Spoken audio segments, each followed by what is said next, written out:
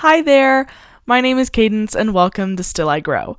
This is a space rooted in honesty, where we let go of the need for perfection and give ourselves permission to meet life as it is. Everyone's stories carries moments of challenge, moments that reshape how we see ourselves and the world around us. These moments don't break us, they build us. And that growth is rarely ever linear, but rather a conscious choice to continue becoming. This podcast is a space for those navigating uncertainty, finding meaning in complexity, and choosing to grow, even when it feels uncomfortable. No matter where you are in the journey that we call life, still I grow. I hope you are all doing very well today. I know that I am. I'm a little tired, but I'm having a great day. I wanted to quickly explain something before I jump into all the stuff. So posting may seem pretty infrequent right now, and you are 100% correct. To be transparent, I have a lot of projects going on, and they're running very concurrently at the moment. And you know what? I've gotten a lot of amazing opportunities recently, but those opportunities take up a lot of my time. And with this podcast being the only thing that I have full control over, and still I don't have full control over it, posting is fully in my hands. So when I post, it's when it works best for me.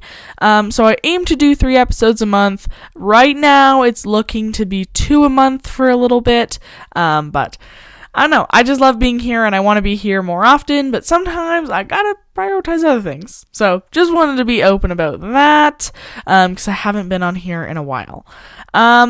Today's topic is sexuality, and I know that's so incredibly open-ended, and I've wanted to talk about this ever since I even had Project Honesty. And, I did touch on it when I was doing Project Honesty and actively producing that. And as someone who is still figuring out what sexuality means to me, and how I express myself through my sexuality, this episode is it's going to be styled in a very talk it out loud way. It's hard to structure something that has no structure, if that makes any sense. So with that, let's just jump right into it.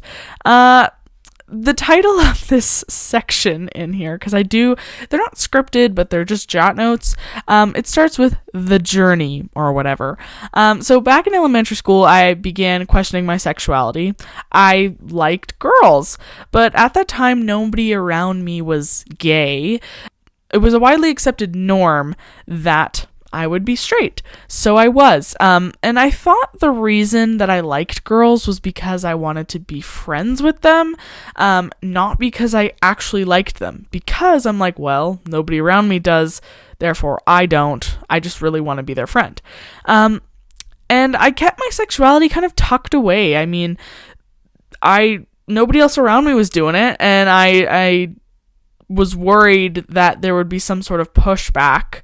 So I just kind of kept it under the table. I didn't want to be questioned because I didn't really know what I would be questioned on necessarily. So I just kind of kept it under the table. And then I met a person who I was friends with at the time, not anymore. But they were bisexual and they were very, very open about it. And I didn't really understand what that meant. On a surface level, I understood that it meant liking guys and girls. And at that time, that label felt so incredibly correct. I kind of kept this label under the table because I didn't know how people would react to it, like my mom. And eventually I came out. I don't have an incredible coming out story because I did kind of just casually tell my mom that I like girls, and she's like, all right.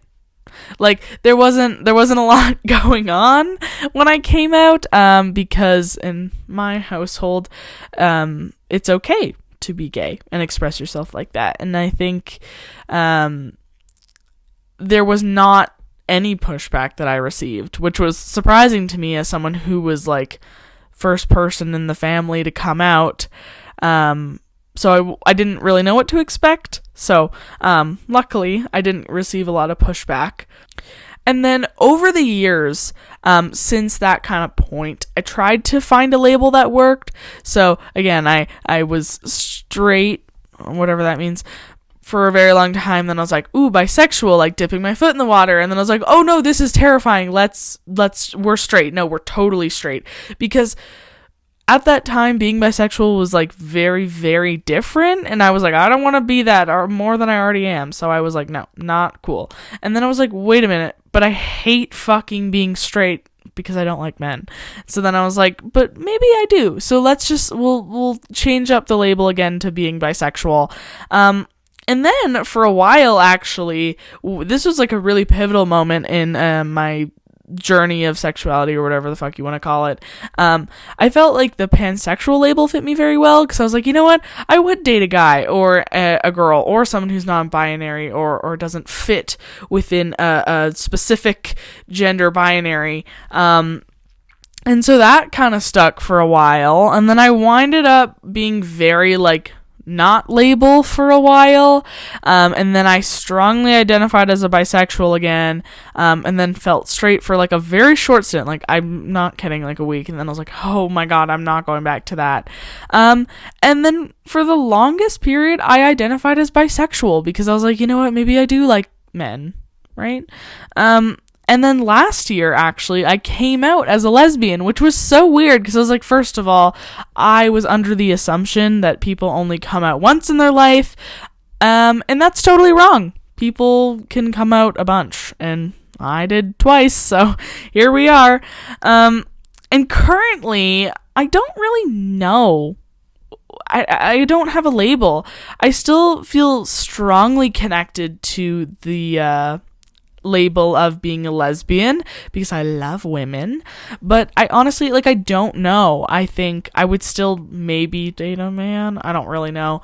And I would date a non-binary person, but I don't know. Like, I really, really like women, and I think it's just a thing, and I don't necessarily find myself in one box, but I kind of do at the same time. It's very, like, this is a thing about sexuality, is I find it very confusing, and I don't really know where I sit. Speaking of labels, for a while, I've fucking hated labels, because there's not too much, like, there were not too many times where I felt like I fit into just one. And that's the beautiful thing about sexuality, is that it's kind of what you want it to be. I don't feel like there's a term that correctly describes who I can love. I just kind of do. I honestly, like, that's the conclusion I've drawn, is that I love people, and I love people that love me.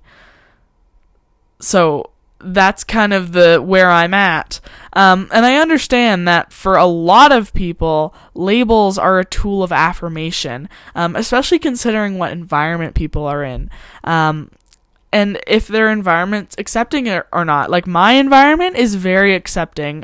Consistently, I'm surrounded by the most supportive people ever. And that's something that I'm incredibly lucky to have. That is not everybody's reality, and that is a privilege, to be in a place where I am comfortable having open conversations about how I feel about my sexuality and who I am as a person. That is not something everybody has.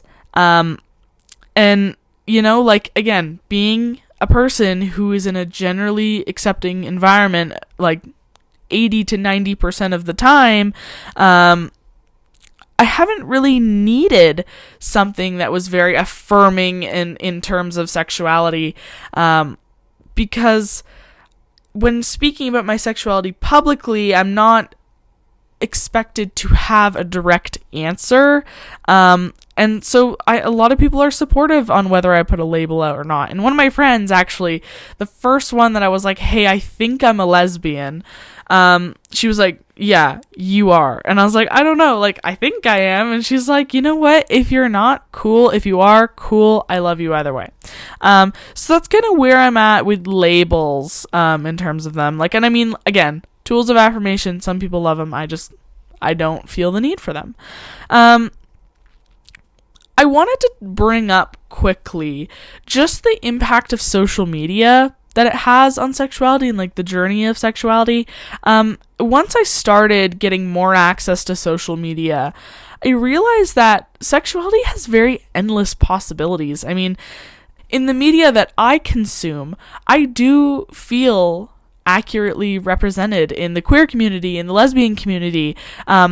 Yet again, I still feel like I don't fit into one place, because both things and all things have little parts that represent me, but not one is exact me. So, I mean, again, social media has opened a door where it's like, oh, if you don't know where you're going, that's cool, because there's a lot of other people that are in that same boat. I also wanted to bring up the conversation around my community as someone who's an actor and an artist. Being an actor, I am consistently surrounded by probably some of the most diverse people you could ever meet. When I started getting more involved with the arts years and years ago, I looked around and I saw myself in a space where I was accepted no matter who I loved and how I identified, and that I am not the only person that feels the same way that I do. Sexuality has the power to be incredibly isolating or incredibly connecting. And there's very different sides of that kind of the spectrum, I guess I should say. And the fact that when you don't see people that feel the way that you do, it's hard to accept yourself because you don't know how. But when there's people out there in your environment, in your community that model that, like what I'm trying to do right now to people, I think it makes it easier to accept yourself, and it makes your journey of sexuality easier. Being in this creative environment consistently gives me more room to just kind of play within my art and to discover things about myself that I still truly don't yet understand about myself, and yet kind of sit in that unknown and that confusion and have fun with it. Talking theater specifically, because theater is like the biggest community I have, there is so much love amongst the people that you meet in the theater community, in any city, in any little thing, especially like community theater. And everyone, I say everyone, I'll say majority, is aware of the fact that who you love and how you identify does not impact the things you can achieve and the beautiful art that you can create. And actually, the more diverse you are, the better art you make, because especially when you're putting your story out there as your art form, it is incredibly vulnerable but also incredibly beautiful. And I think I notice it being someone from Calgary. There's a lot of queer artists in Calgary and in Alberta, that in a province that that doesn't necessarily fall into the fully 100% accepting range, considering our government and the communities that also reside here. There is such a beautiful queer community within us, and I think getting to see that is so fucking incredible. I'll make a post eventually when I get to it, of some of my favorite queer artists in Calgary and in Alberta, because I think there are so many that are so small that we don't notice them, and I've gotten the opportunity and the privilege to know them, and it's actually very life-changing to hear their stories. And this is all kind of, to wrap that little point up, that's why the arts have become an escape to a lot of people, because a lot of artistic spaces are the only places people have to feel 100% themselves. And I hate that, but I love that, because it further pushes the message that we need to protect these spaces, but also how do we make them more inclusive? How do we push for that so that people can make this their home? And it's important to maintain them, and be involved in them, and create spaces where queer people can feel safe, and also be the artists and unlock that sort of potential, and person that they want to be without judgment. Because not everyone has what I have, a safe space to be themselves. And I think within the arts community, we have an incredible opportunity to create that, and we do consistently, and we still should strive for more. Moving into the topic of fluidity, I do believe that sexuality is incredibly fucking fluid. It is truly a lifelong journey. You'll never stop discovering yourself. Shit changes, feelings change, people change, and things happen that can change who we love. And I think that it's very harmful to tell people and show people, like, here's this box, okay? If you identify with 80% of the things in this box, you are this box. And you are nothing else but this box. And if you stray away from this little box, you no longer have a place. I think that's so incredibly harmful, and I have bared witness to that a bunch of times. Because I think that kind of defeats the purpose of being an accepting environment where people can be themselves, is trying to put someone in a box that they don't fit in. When you can truly just open up that space for them to discover. True acceptance means that you can support and uplift those people around you when they do in fact feel stuck between a bunch of things. Instead of providing them with the little box, you can provide them with listening, with a heart, with support. So I think that's incredibly unfair to push on people, and it's a very common thing to feel as though you need to belong in a box or you don't belong anywhere. That is simply not true. My message to those who don't feel like they fit in yet, and don't feel like they fit into a certain sexuality or a certain box, I guess I should say, is do whatever feels right for you. If you're listening right now and you are like me, someone who consistently sits in the middle ground, who doesn't necessarily fit into one box or the other, just know that is 100,000% okay. You are allowed to be confused. You are allowed to step outside of the box you're given. You're allowed to love whoever the fuck you want to love. And you do not owe any of us an explanation as to why that is. That's my final message for people listening. Looking ahead, I'll probably talk about this more in depth and specifically looking through the lens of an artist and again, like queer community mixed with theater community and film community, and how different mediums and art can help queer people and create queer spaces that are safe. But today I just wanted to talk, this episode and this topic has been on my mind for so long, and it was a hard one to kind of write because, again, no structure really to this. So I'm glad that I got to sit here and I got to talk about what I wanted to talk about for a really long time. As you move on with your day or whatever you were doing before this, take a moment to sit with what resonated with you and leave the rest behind. Remember, growth doesn't have to be loud or obvious, so take life at your own pace. Meet life where it is, and always choose growth. Thank you for listening. You can follow us on our Instagram and TikTok, which is still.igrow. Our Spotify is a little tricky to find still, but still looking up Still I Grow should work.